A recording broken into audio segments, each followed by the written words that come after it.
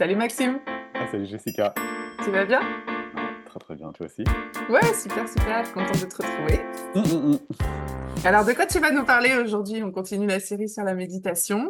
Oui, Et donc, aujourd'hui, on s'est dit que on continue un petit peu sur la partie théorique qui nous permet de mieux comprendre un peu véritablement qu'est-ce que la méditation, à quoi elle sert, comment ça fonctionne.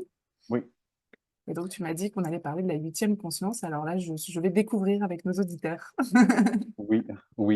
Il existe un phénomène finalement un peu inattendu, même si on est un peu lucide. On sait que quand on médite, bon, on sait qu'on va découvrir tout un tas de phénomènes.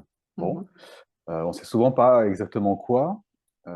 Et puis il y a souvent une opposition qui s'installe, puisqu'on a envie de méditer pour être en paix, Ouais. la plupart du temps, pour être libre à l'intérieur ou pour être Apaisé, serein. apaisé.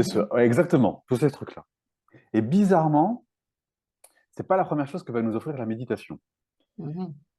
Et pourquoi? Parce que la méditation sert, alors, nous emmènera à terme à ça. Oui. Ça s'appelle la pleine conscience. Une fois qu'on est en capacité d'être en pleine conscience, on est capable d'observer, comme on le disait dans le podcast avec le triangle de la pleine Mhm. conscience, on est capable d'observer donc la dualité en nous, Ouais. les opposés en nous, et sans juger tout ça. Et ce jour où on est dans un état de pleine conscience, dans notre vie de tous les jours, les yeux ouverts, bon, eh ben, on est un être réalisé, d'ailleurs, on Mhm. appelle ça. Et disons qu'il se passe du chemin pour en arriver là. Bien Ça, sûr. c'est pas instantané. Non. Voilà. Et pourquoi c'est pas instantané? C'est parce que avant d'en arriver là, il y a tout un cycle, toute une approche de nettoyage qui passe par la conscience. Autrement dit, un être humain par défaut, il n'est pas lui-même. Pourquoi il n'est pas lui-même? Parce que depuis tout petit, il a été conditionné. Oui, Donc un conditionnement, par définition, ce n'est pas une nature profonde, c'est un conditionnement. c'est ça. Donc je suis conditionné par mon papa, par ma maman, avant même de naître, de toute façon, puisque j'ai déjà des informations dans le ventre Et de ma oui, maman. Et puis quand je nais, ma maman, mon papa, bien sûr, ils font ce qu'ils peuvent, ils font de leur mieux, n'empêche qu'ils me transmettent leur vision des choses. mm, Et leur vision des choses, c'est pas la vision étendue, c'est pas la vision absolue des choses, c'est une non, vision au contraire restrictive de mm, leur point de vue en fonction eux-mêmes de leur vie. Bon, exactement. donc quand on est, le postulat de base, c'est qu'on n'est pas nous. Du coup, pour être soi-même, alors pourquoi être soi-même? On pourrait dire, être soi-même, c'est le secret, c'est la solution pour être libre et heureux, pour faire Mm, des choix en conscience, pour faire des choix éclairés, pour être pleinement soi-même, justement, parce que être pleinement soi-même, ça emmène à une vie choisie, c'est une ça, vie de qui nous qualité, correspond. une vie heureuse qui nous correspond, une vie qu'on choisit en âme et conscience, Mm, parce qu'on utilise notre libre arbitre, ce qui est le contraire d'un conditionnement c'est ça. et de réaction automatique. Donc, pour en arriver à l'état d'éveil, à l'état de Bouddha, à l'état de la pleine conscience, à l'état de l'observateur, à l'état, peu importe le vocabulaire, pour en Mm, arriver à cette étape-là, qui est très facile, hein, il suffit de suivre le Santé de Samatha, comme on l'a comme on l'a vu. évoqué, tout ça, c'est mécanique, c'est faisable dans Mm, une vie, hein, dans cette vie-ci. Celles et ceux qui voudront être en paix dans cette vie-ci pourront le faire, parce que c'est mm, possible. Maintenant, ça passe pas par je m'assois et je suis en paix. Ça passe par je m'assois et la méditation m'apporte donc cette faculté à voir tout ce que je voyais pas. Autrement dit, tout le conditionnement. c'est ça. Conditionnement que petit à petit, je vais me débarrasser. On appelle ça en développement personnel l'oignon que l'on épluche. Et plus j'épluche mon oignon, et plus j'arrive sur la quintessence de qui je suis ou l'essence de qui je suis, peu importe le vocabulaire. Mais du coup, ce qui peut être frustrant pour un méditant non averti, et ce qui en décourage beaucoup, c'est qu'avant d'être en paix, on passe par la non-paix. Et oui. Et l'acceptation de la non-paix génère la paix. Si j'arrête de résister à ce qui est, si j'accepte les opposés sans les juger, si j'accepte les polarités sans les juger, si j'accepte mes parts d'ombre sans les juger, eh bien je tombe sur de la paix. Mais donc pour accéder à la paix, il faut traverser l'ombre C'est ça. et être à l'aise avec, plus qu'à l'aise, il faut l'accepter, mais plus que l'accepter, il faut l'aimer. Et cet amour des opposés sans les juger génère la paix. Donc la méditation ne va pas nous apporter la paix, pas du tout. La méditation va nous montrer Ce qu'il y a tous à les aimer. endroits, Ouais. tous les endroits qui ne sont pas en paix Mm. et qui sont effectivement à aimer. Du coup, c'est pas la même dynamique, en effet, Du coup, que celle qu'on peut du imaginer. coup, voilà, ça n'a rien à voir. Donc, c'est pour ça que la pleine conscience, tout le monde le veut. Oui, je vis le moment présent. Nanana. Oui, oui, très bien. Sauf que pour en arriver là, Il y c'est a un comme à la salle de chemin, sport. c'est ça. Il y a un chemin. Si tu veux avoir un corps de rêve, bah, il faut d'abord aller à la salle de sport. Et la salle de sport ne va pas te donner le corps de rêve. La salle de sport va te donner d'abord des efforts, de la transpiration. Enfin, c'est ça qu'elle te Des promet, la salle, douleurs. des douleurs, des courbatures. La salle de sport, elle te promet ça. C'est pour ça Ouais. d'ailleurs que les gens se réfugient bien plus sur des recettes miracles, Et oui. comment maigrir en 5 jours sans rien faire. Bon, mais c'est un leurre. Ouais. Et la méditation, c'est pareil. Vouloir être en paix quand à l'intérieur de toi, c'est le dawa, c'est un leurre. Voilà. Donc, il existe différentes méditations quand même, comme on l'a dit aussi. Il existe des Mm. méditations, par exemple, d'expansion de conscience ou tout simplement de relaxation et de détente, ou des hypnoses, qui fait que bah, si tu es stressé, tu te fais un truc pour te déstresser et puis bah, tu es plus détendu. Bon, Ouais. bah, et c'est cool. Hein, ça fait du bien sur le coup. Mais Ouais. on est à des années-lumière de la pleine conscience. Bien sûr. C'est pas le même chemin, c'est pas la même Non. intention. Mm. Si je veux être libre et heureux dans ma vie, il faut que je sois en pleine conscience. Mm. Et donc, il faut que je traverse mes parts d'ombre. Voilà ce que nous promet la méditation. Yes.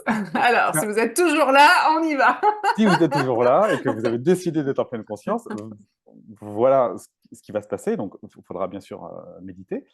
Et les problèmes vont naître. Je vais faire un schéma en même temps. Et Ouais. pour ceux qui sont en MP3, je suis en train de dessiner 5 poteaux, 5 piliers, ici. Un, 2, 3, 4, 5. Voilà. Elles reposent sur un socle. Mhm. Ces 5 piliers sont nos sens. Donc, un sens, deux sens, trois sens, quatre sens, cinq sens. On appelle ça la conscience mentale, la sixième conscience. Ces sens ont la particularité de nous distraire. On appelle ça quelque chose d'instable. La stabilité, ici, j'ai grillagé un petit peu un Ouais. coin du socle, un coin de la sixième conscience. Parce que ce qui se passe, c'est que nos sens, la vue, par exemple, je vois quelque chose, c'est assez habituel de juger ce que je vois. Ouais. Alors, juger, c'est pas forcément en négatif. Ouais. C'est mettre une étiquette. Mm. Ah, c'est beau. Très bien, c'est beau. Bah oui, si tout pouvait être aussi beau, ce serait bien. Bam, je me mets à raconter une histoire. Je vois le voisin qui fait du jardin. Ah oui, bah oui, il a vraiment que ça à faire. Ou alors, au contraire, bah lui, il a de la chance d'avoir le temps de faire ça. En tout cas, voilà, j'ai un sens qui est actif, ou le bruit. J'entends un chien. Ok, oh là là, il y en a marre de ce chien qui aboie tout le temps. Et là, je quitte la pleine conscience, l'observateur, pour tomber dans mon mental qui juge. Ou j'ai faim. Ah, j'ai faim. Oh putain, mais j'ai rien à bouffer aujourd'hui, c'est chiant, faut que j'aille faire des courses. Voilà, ainsi de suite. Autrement dit, nos sens sont des pièges en eux-mêmes. Nos sens sont un atout parce que c'est ce qui nous rend vivants, c'est ce qui fait que la vie est ce qu'elle est. Et en même temps, notre mental adore récupérer les informations qui viennent de nos sens, qui sont objectivement neutres. Ouais. Le voisin jardine ou pas, c'est objectivement neutre. Neutre, Ouais. il fait ce qu'il veut. Si j'ai faim, bah, c'est une information. Je ne suis pas obligé de me raconter une histoire autour de l'information. Ouais. Si, ainsi de suite, en fait. Mm. Donc, mes sens qui sont neutres, c'est vraiment important à souligner que mes sens sont neutres, mais il se passe un phénomène qui récupère l'information neutre et qui en fait une histoire, et une histoire potentiellement dramatique, évidemment, puisque Mm. notre mental, il adore le mélodrame, et il en met partout. Donc ça, c'est le premier piège, et c'est ce qui va venir nous perturber, c'est ce qui va venir activer le mental. Le mental qui s'appelle la conscience voilée, et la conscience voilée, c'est la numéro 7, la septième conscience. La sixième conscience, nos sens, la septième conscience, notre mental. Notre mental qui récupère donc des informations. Là où tout se passe bien quand on est en pleine conscience, ben, tout se passe mal quand on n'est pas en pleine conscience. Mhm. Autrement dit, il va générer une notion de polarisation. Ce que tu appelles polarisation, c'est la notion du jugement. C'est-à-dire Voilà, c'est bien ou c'est mal. exactement. La Mm. polarisation, c'est ça. C'est une direction, c'est génial, il fait beau, c'est cool. Autrement dit, je préfère quand il fait beau que quand il pleuve. Je Mm. tombe malgré tout dans une polarisation Mhm. et je rejette quelque chose pour attirer quelque chose. Autrement dit, je peux pas me taire. Ou le voisin fait du jardinage, ben, il fait du jardinage. En fait, pourquoi ça s'arrêterait pas là? Mm. Ou j'avais prévu un repas ce soir et le repas est annulé. Bon, le repas est annulé. Pourquoi il faudrait dire c'est toujours pareil, il y en a marre, et puis je vais être seul, et puis j'en ai blablabla, blablabla, blablabla, blablabla, tu vois. Voilà, ça Mm. c'est Tout est ça. optionnel. Et tout ça, c'est notre mental. La conscience voilée, c'est notre mental. Donc c'est un premier phénomène issu de nos sens, et toute l'idée, c'est d'être dans cet état de pleine conscience pour observer ses sens s'activer en ayant une information qui nous donne donc un feedback. J'ai le Mm. sens que je viens de recevoir de la pluie sur mon visage, j'ai le sens du toucher, Ouais. ok. Je sais donc, sans que j'ai besoin de me le dire, je sais donc que je vais avoir besoin d'un parapluie. J'ai une information et cette information me permet de m'ajuster, de m'adapter, de faire le nécessaire. Je ne suis pas obligé de me dire il y en a marre, il pleut. Et oui, c'est ça. Tu fais la différence entre l'intérêt qu'a le sens d'apporter cette information qui nous permet Oui, de s'adapter à l'histoire que le mental va se raconter derrière le jugement. exactement. Ok. Exactement, c'est tout à fait ça. Le sens est fondamental et on en a besoin. Mm. L'interprétation du sens Bon, là, est c'est optionnelle. Voilà. Voilà. Et c'est là c'est où de la on tombe perte dans d'énergie. voilà, c'est là où on tombe dans l'aliénation du truc. Et ça peut vraiment se généraliser. Je connais des gens, tu vois, samedi, je suis allé faire du surf et il n'y avait pas de vagues. Bon, bah, il n'y avait pas de vagues, voilà. Mais comme je prends des cours, qu'il y ait des vagues, qu'il n'y en a pas, on se retrouve et puis on s'entraîne, quoi. Et puis, il y a une personne, elle est toujours en train de râler. Quoi qu'il se passe, elle est en train de râler. Quand il n'y a pas de vagues, elle râle. C'est quand même mieux quand il y a des vagues. Alors, je dis pas que c'est pas vrai. Quand il pleut, ben, il pleut, il y en a marre, j'ai horreur de ça. Limite, elle pourrait râler parce qu'elle est mouillée. Tu vois, c'est vraiment... Et on voit bien à quel point le mental a une emprise sur elle. C'est ça. On voit bien à quel point elle est coincée dans un univers de râlerie, de jugement permanent, et elle ne Mm. sait pas qu'elle peut faire autrement. Non, c'est ça. C'est ça. C'est que bien souvent, on ne se rend même pas compte qu'on est dans un système de jugement automatique et on ne voit même pas où est le problème, en fait. C'est un mode de Voilà, fonctionnement. voilà, c'est Mm. exactement ça. Donc on est plus ou moins coincé là-dedans, mais globalement, tant qu'on n'a pas atteint la pleine conscience, bah, ce truc existe en nous. Alors, beaucoup de personnes le gèrent, le contrôlent. Ils estiment que râler ou critiquer ou juger, c'est mal. Mm. Et donc, ils se retiennent, C'est ça. tu vois. Ils s'empêchent, ils essayent d'être des bonnes personnes. Mm. Et du coup, ils tombent dans un autre opposé, c'est-à-dire qu'à chaque fois qu'ils essayent d'être des bonnes personnes, ils refoulent la partie d'eux qui râle. Et du coup, ils font jamais la paix avec cette partie d'eux. Et du coup, cette partie continue à exister et à les ronger de l'intérieur. Oui. C'est pas parce qu'on ne juge pas on a atteint la pleine conscience. Non, C'est ça que tout à tu veux fait, dire. tout à fait, tout à fait, tout à fait. Et puis la solution pour être en paix, c'est d'accepter et d'aimer la partie de nous qui juge. Et la méditation va nous montrer à quel point on juge. C'est ça. Il existe un autre phénomène, c'est une espèce de bassine que je positionne en dessous, une double bassine, si on peut dire. Voilà. Ok. Un bac qui va vers le haut et un bac qui serait plutôt vers le bas. Par exemple, Mm. voilà, exactement.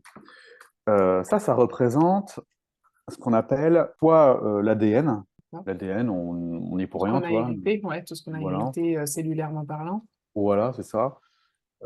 C'est un peu tout le conditionnement qui va avec aussi. Donc, ce serait quoi le conditionnement de la société, des religions, Ou d'enseignements qu'on a reçus? l'éducation, voilà, c'est ça, c'est ça. Ok, Et puis l'ADN est un conditionnement en lui-même, hein.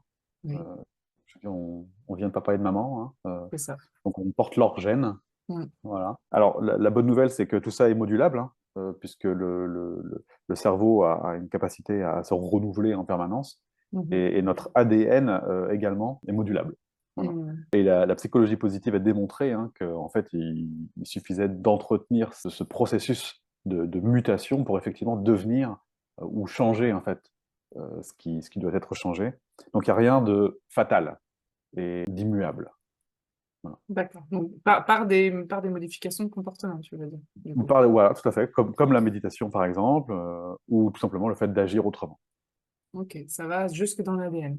Ouais, ça va jusque dans l'ADN. C'est hyper intéressant. Et c'est fondamental, ouais. Donc on a ça, et puis on a ce que certaines personnes appelleront le karma. Mais ça revient au même. Le karma, c'est le principe que j'avais des vies d'avant, et qu'aujourd'hui, je suis un peu la somme de toutes mes vies. Oui, donc ça rejoint un petit peu cette notion d'ADN. C'est inscrit à l'intérieur de moi, quoi. Voilà. Donc on croit ou pas à la réincarnation. C'est ça. Dans les deux cas, il y a quelque chose qu'on ne maîtrise pas. Il y a quelque chose qui nous échappe. Il y a quelque Mm. chose. C'est pas de notre faute Oui, c'est ça. si on est comme ça, quoi. Il y a des vies d'avant, mais hélas, on s'en souvient pas. Donc on se retrouve là maintenant avec ce qu'on est. On est ça. On est une conséquence. On est la conséquence de notre karma si on croit à la réincarnation.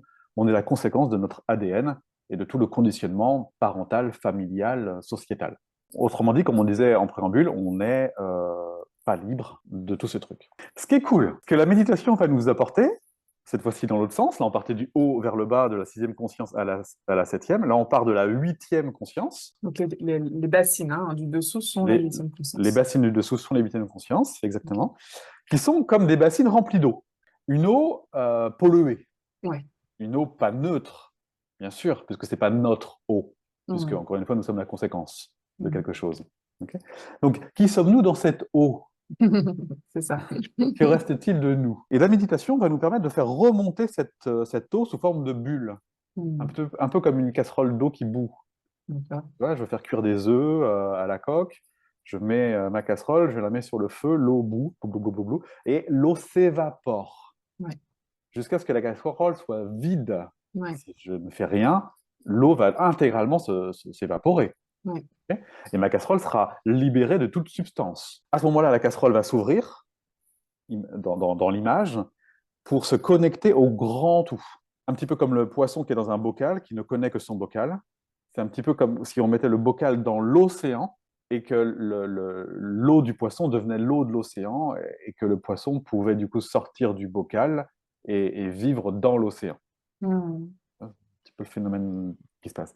Et cette remontée va se traduire par des phénomènes, surtout quand je médite, mais pas que, ça peut être également dans ma vie de tous les jours, un petit peu comme si je médite et puis d'un coup d'un seul, je me sens pas bien. D'un coup d'un seul, j'ai mon plexus qui se serre. D'un coup d'un seul, j'ai une émotion qui me traverse. Mm. Euh, tu vois, voilà. Ouais. Ou les gens ils témoignent souvent de, bah, je comprends pas, je me suis réveillé ce matin, j'allais pas bien. Il n'y a pas de raison. Ou alors même dans la journée, hein, ça tombe dessus sans prévenir. Tu es en train de faire un truc, tout va bien, et puis tu fais, je sais pas, tu déjeunes, imaginons, et puis là, tu n'as plus envie, tu es dans un état tout glauque, tout. Mm. Enfin, tu vois? Ouais. Il y a un phénomène comme ça qui est assez inexplicable. On pourrait presque appeler ça des sautes d'humeur, Ouais. mais c'est pas vraiment ça. Et ce qui se passe dans ces moments-là, mais on les voit vraiment quand on médite, c'est que notre inconscient, donc, tout ce qui est contenu dans ces bassines, ça s'appelle l'inconscient, je vais le noter aussi. L'inconscient, parce qu'on n'a pas conscience de notre ADN, Ouais. on n'a pas conscience de notre programmation, on appelle ça des Non. automatismes, hein.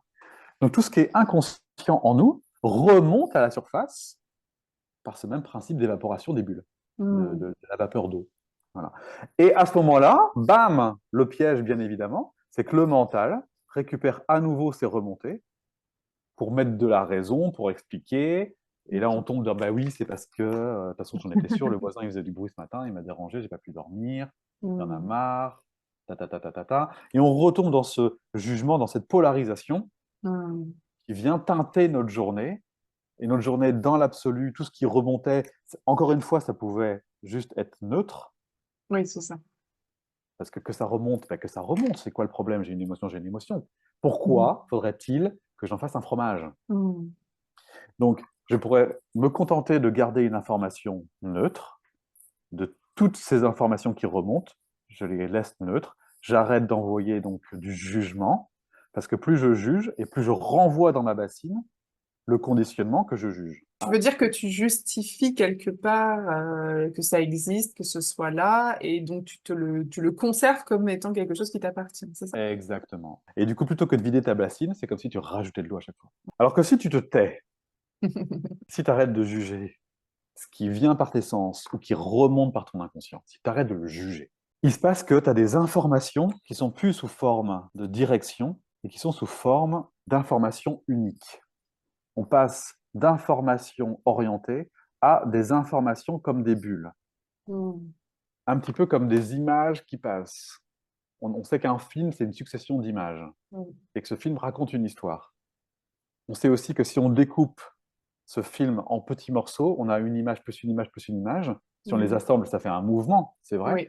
Mais si on les regarde image par image, bah, ce ne sont que des images. Et face à une image, je peux rester neutre. Toute l'idée de la pleine conscience, c'est de transformer nos histoires en images, de manière à ce qu'on puisse être face à l'image sans la juger et sans générer d'histoire dramatique. C'est très intéressant ce que tu dis là parce que ça m'amène à me poser la question du coup de tout ce travail que tu connais aussi puisque tu l'as vécu dans ton parcours, euh, qui va être plutôt en lien avec la psychologie, l'analyse, voire même la recherche d'informations, tu vois, sur des soins divers et variés. Est-ce que du coup, quelque part, en passant par cette étape méditation, on- il y a pas du coup des sujets qu'on finit par dire qu'ils ne sont pas à traiter, qu'ils sont simplement à passer. Comment est-ce que tu vois de quoi je veux parler? C'est-à-dire, admettons, tu dis, voilà, je me sens pas bien, donc je vais juste observer que je me sens pas bien. Du coup, ça veut dire que tu vas pas forcément chercher à comprendre le pourquoi je me sens pas bien, ni à le relier à quelque histoire que ce soit. Mais C'est est-ce ça. que le fait de faire ça, ça allège aussi finalement l'histoire s'il y en avait une à l'origine ou pas? Oui, bah oui, ça arrête l'histoire. D'accord. Tu veux dire ce qui m'y a emmené? Ouais. Ben c'est ça. Ça s'arrête parce que, en fait, je sors de l'histoire. Mmh. Et si je sors de l'histoire, je change ma manière de réagir habituelle à l'histoire. Et du coup, l'histoire ne se recrée plus Parce que je puisque, l'alimente plus, du puisque coup. je l'alimente plus. C'est ça. Mmh. OK. C'est ça la promesse de la méditation, c'est de nous rendre libres de nos cinq sens et c'est de nous rendre libres de notre inconscient. Et finalement, ça va bien plus loin que ce qu'on pourrait croire de prime abord. C'est ça. Tout méditant qui s'y colle va découvrir ça, la Mmh. plupart du temps à son insu, et il va y avoir beaucoup de pertes, si on peut dire, entre les deux, parce que tous les méditants qui viennent juste, et c'est déjà génial, je ne suis pas en train de dire que c'est pas bien, et je ne suis pas en train de dire qu'il ne Mmh. faut pas le faire, c'est bien de le faire, il faut continuer, mais si on veut juste être en paix grâce à la méditation, on va se confronter d'abord à cette problématique-là dans laquelle on est finalement pas en paix, parce que l'objectif, c'est pas d'être en paix, l'objectif, c'est de voir toutes ces informations sans y réagir, qui va nous emmener en paix, mais la paix n'est que la conséquence de cette capacité à observer. C'est Et pour important. être Ouais, capable d'observer, il faut s'entraîner, avec le sentier de Samatha par exemple, ouais. il faut s'entraîner à observer le bruit du mental et on le ramène à l'instant présent à chaque fois qu'il est en train de créer une histoire. On l'empêche de créer des histoires, puisqu'on sait que c'est vain. À chaque fois qu'on voit une histoire se créer par notre mental, on revient dans l'instant présent. Et plus on s'entraîne à faire ça, et plus ça devient un réflexe, Ça, on rééduque aussi on justement le rééduque, mental à fonctionner différemment. exactement, ça devient automatique, et au bout d'un certain temps, le mental n'a plus le temps de partir qu'on l'a ramené. Et ça va tellement vite qu'à un moment donné, on n'existe plus que dans l'instant. Et dans cet instant existe du bruit, parce que l'ADN continue à faire ce qu'elle a à faire, le karma continue à faire ce qu'il a à faire, nos sens continuent à faire ce qu'ils ont à faire. Sauf que ces bruits-là ne génèrent plus d'histoire. Ouais, c'est ça. Ça prend plus le pouvoir, en fait. C'est ça. Ça dirige plus ma vie, C'est ça. Ça ne dirige malgré plus moi. ma vie, ça prend plus le pouvoir. C'est exactement ça. C'est pas pour autant que mon mental se tait, Non, bien sûr. puisqu'on ne peut pas empêcher notre cerveau de fonctionner. Et notre Mmh. mental, il sera toujours là pour nous. On entend souvent l'idée là de faire le vide, mais c'est bon, c'est un mythe, c'est un mythe, ce truc, ça On est n'existe d'accord. pas. Ok, donc c'est juste que notre mental continuera à faire des bruits, sauf que ces bruits-là ne créeront plus d'histoire. C'est Mmh. une information qui vient de mon inconscient ou c'est une information qui vient de l'essence, mais ça reste une information. Et moi, en tant qu'être libre, je décide d'en faire quelque chose ou non. Ou pas. Et c'est ça le libre arbitre. C'est très loin que de décider, tu veux manger un steak ou du poisson. On n'en est pas là. C'est pas ça le libre arbitre. Je veux acheter une maison ou un van. C'est pas ça le libre arbitre. Le libre arbitre, c'est d'être capable de décider de ce que je fais de mes informations sensationnelles, de mes sens, ou de l'ordre de mon inconscient. Et ça, c'est l'éveil. Ça, c'est la pleine conscience. Ça, c'est le statut d'observateur. Et ça, c'est la liberté. Et c'est comme ça qu'on est heureux. À cet endroit-là, on est heureux. Parce qu'il n'y a plus rien qui influence notre vie. C'est nous qui décidons en âme et conscience de la direction de notre vie. Alors donc, soyons avertis, la méditation nous amène d'abord dans le nettoyage, d'abord dans l'ébullition du mental et de tout ce dont on a hérité. Observation Mmh. en vert, tu vois. L'idée, c'est d'observer ça. Mmh. C'est toujours ça, hein, c'est toujours une histoire d'observation d'abord, hein. Et si j'observe, ça devient des bulles uniques et non plus des directions polarisées. Ça sert fondamentalement à la méditation. Et c'est ça, fondamentalement, la pleine conscience. Mmh. Alors je pense qu'on parlera, probablement dans un prochain épisode de, la raison pour laquelle, c'est important du coup de pouvoir être suivi Mm, dans ce déroulé. On en a déjà un petit peu parlé, sur le sentier de Samatha, mais mm, je pense que, ça en tout cas ça amène, plus d'informations sur, mm, justement cette nécessité de ne pas être seul à vivre ça. Parce que je pense mm. que beaucoup de gens, arrêtent la méditation probablement pour des raisons semblables à celles que tu as décrites, sans même le savoir, sans même avoir identifié que la problématique venait de là, c'est-à-dire de ce monde émotionnel auquel tu dois faire face et que tu ne sais pas forcément gérer, quoi. Ouais, bien sûr. Tout ça ne fonctionne que s'il existe une régularité, qui plus est, Bien sûr. Mmh. une forme de constance, qui nécessite clairement d'être accompagné, d'être au bon endroit, d'être ensemble, le faire ensemble. C'est vraiment comme la salle de sport, tu vois.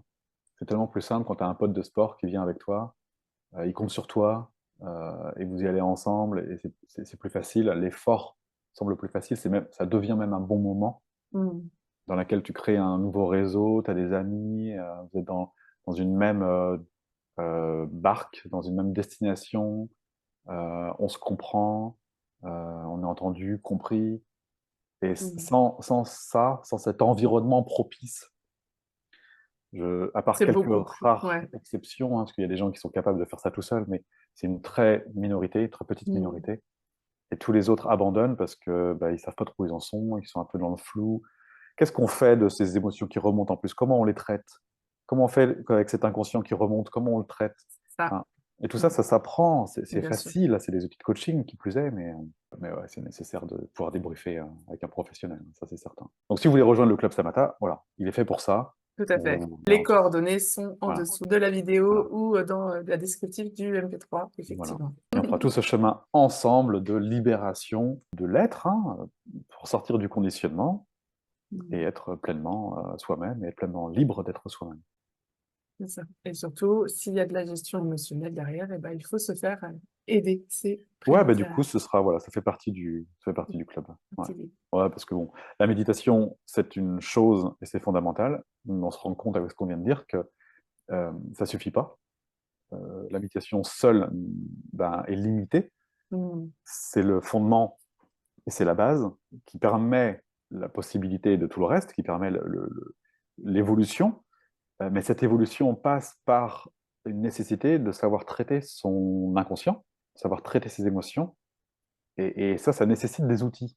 C'est ça. Donc en fait, méditer, oui, mais savoir gérer ses émotions et son mental, ben oui aussi, quoi. Ouais. Ben, écoute, merci beaucoup, Maxime, pour ce nouvel épisode très intéressant. Avec Et plaisir. on va pouvoir continuer d'explorer ensemble, puisque dans un prochain épisode, on va méditer ensemble, comme on l'a fait déjà les Allez, précédentes semaines. avec grand plaisir.